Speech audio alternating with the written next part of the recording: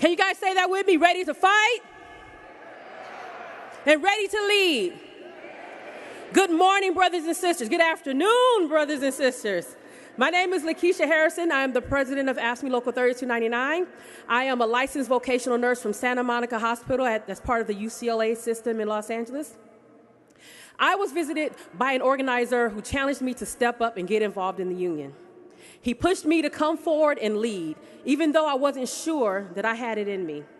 I'm glad I did, because he saw something in me that I did not see in myself.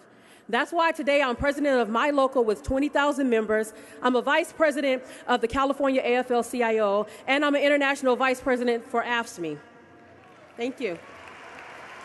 So I can say that organizers and organizing has made the difference.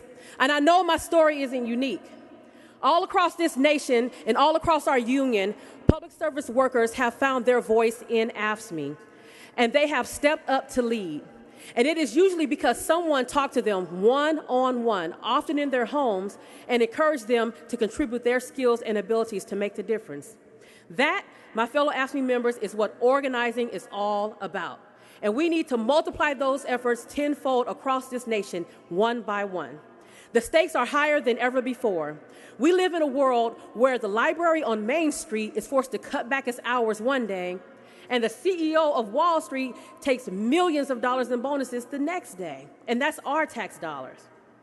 Houses in every neighborhood, particularly in my neighborhood, are going into foreclosure, while news reports tell us that the ultra-rich feel better than ever about their finances. The Rolls-Royce car company saw a 60% increase in sales this quarter, while GM workers are being laid off as we speak. Billionaire mine owners ignore safety regulations, and the miners, the workers, die, as you heard somebody talk about earlier today. We turn on the television and we hear millionaires yelling about working people having it too easy. They blame us for the problems in the economy to shield the oil companies and the banks. They want to cut our jobs. They want to slash our health care, our health insurance, our retirement security. They say America can no longer afford the middle class or the working class. As we've been reminded, that's what we are, the working class. Sisters and brothers, are we going to go backwards just because some loud mouths on TV saying that we should? Of course we're not. We are ready to fight and ready to fight, and we need to add more voices. We need to build the strength and the power of AFSCME through organizing. When we met in Chicago 4 years ago, we passed the Power to Win plan. As part of this plan, we committed ourselves to expanding our organizing efforts in every council and every local in AFSCME. We said we would hire more full-time organizers. We will become volunteer member organizers ourselves. Who's a volunteer member organizer? Let me hear you. All right. All right. While we still have, that's good. But while we still have more to do, we are getting results.